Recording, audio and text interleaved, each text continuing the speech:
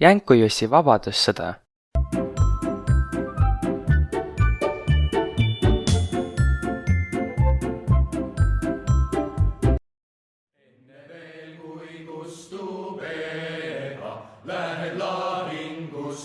Mis laulu nad laulavad? See on laul vabadussõja aegadest. Hea marsilaul. Mulle tundub, et see on kurb. Isa räägib vabadussõjast. No, selles sõjas sõdisid minu esiisad, teie vanaisad ja vanaisa onu sai vabadussõjas surma. See laul olekski nagu temast. Aga millal see sõda siis oli ja kes seal sõdisid?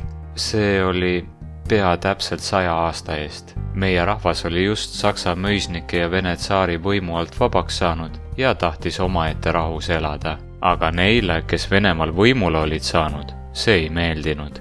Nende sõjavägi, mida kutsuti Punaarmeeks, tungis Eestile kallale. Aga miks Punaarmee? Kas neil olid siis punased näod? Või hoopis punased mantlid? Ei, seda mitte, aga neil oli punane lipp. Mis siis edasi sai? Oodake, puhkame korra jalga. Alguses oli siis nii, Punaarmee tungis peaaegu Tallinnani, aga siis võttis Eesti sõjavägi ennast kokku. Muide jass, Eesti armeed juhtis Johan Laidoner, kes varsti sai kindraliks. Meile tulid appi ka soomlased ja inglased. Inglased kaitsesid Tallinnat laevadega merelt.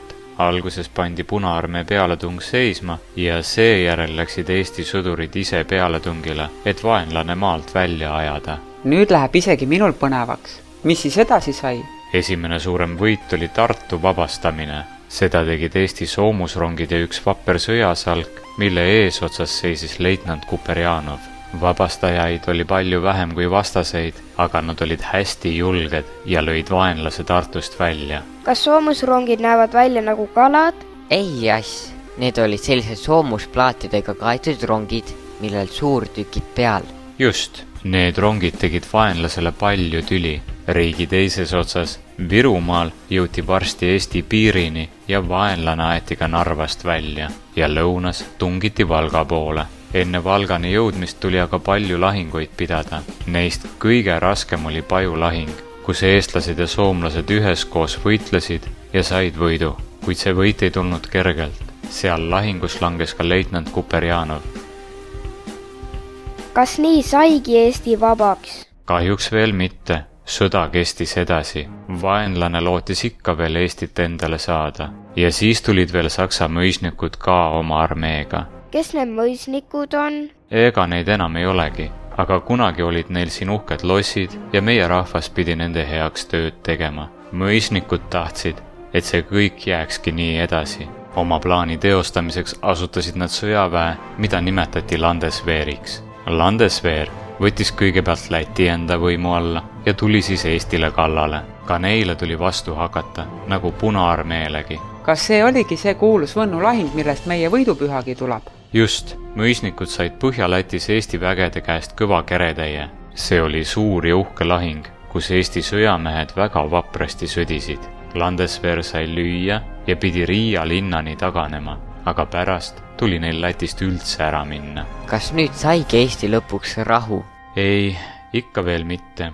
Enne tuli veel pool aastat sõdida, kuniks vaenlane aru sai, et Eestist ta jagu ei saa. Lõpuks tehti rahu.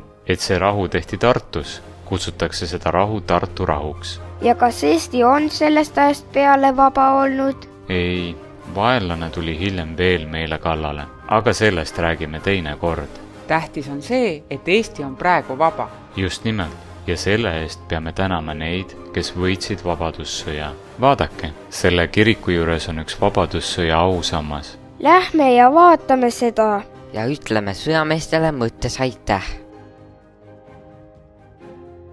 Üle korduks muinasjutt sai läbi.